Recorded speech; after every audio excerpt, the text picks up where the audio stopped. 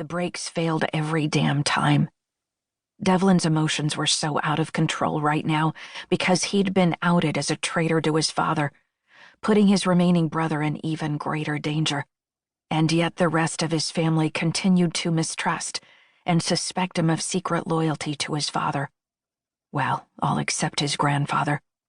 But for the most part, Devlin was damned any way he sliced it. It had all come to a head 2 nights ago, when he'd tried to warn his grandfather and his Anemoi uncles that his father, Eurus, supreme god of the east wind and autumn, was preparing to attack them. Animosity had always separated Eurus from his brothers in the north, south, and west, but in the past year, the fraternal feuds among the Anemoi gods had escalated into actual attacks.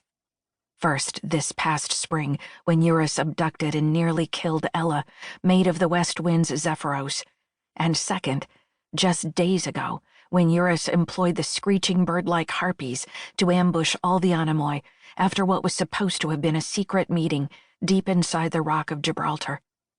The north wind's Boreas and the south wind's Chrysander had both been injured that time, while Devlin had been chained helplessly to the mountain top by his father's invisible but inescapable will, a forced witness to Eurus's evil. Again. So maybe Devlin shouldn't have been surprised that, instead of a little damn gratitude for taking the risk to warn them before Eurus's third attack, he'd gotten a big steaming pile of suspicion and accusation. Suspicion that no doubt grew after one of his uncles was killed in the battle that followed his warning. Boreas, supreme god of the north wind and winter, had died in a fight that had raged so furiously Devlin could still feel it in the air around him. Devlin didn't know exactly how Boreas had died, except that, without question, it had been his father's fault, which meant it would be a very cold day in Hades before the Anemoi would ever be willing to fight beside Devlin, guilty by the accident of his birth. Devlin would have to figure it out on his own, just like always, somehow. Blowing out a long breath, he braced his hands on a dusty counter and let his head hang on his shoulders. Rain fell in a steady metallic shh on the barn's old roof, and Devlin tried to concentrate on the clean white noise and nothing else.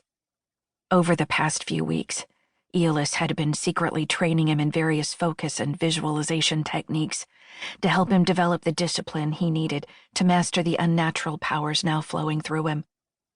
They'd done it in secret to protect Devlin from his father, maintain the element of surprise in their new weapon, meaning him, and because Eurus feared that his Anemoi sons wouldn't trust Devlin enough to give him the chance to help.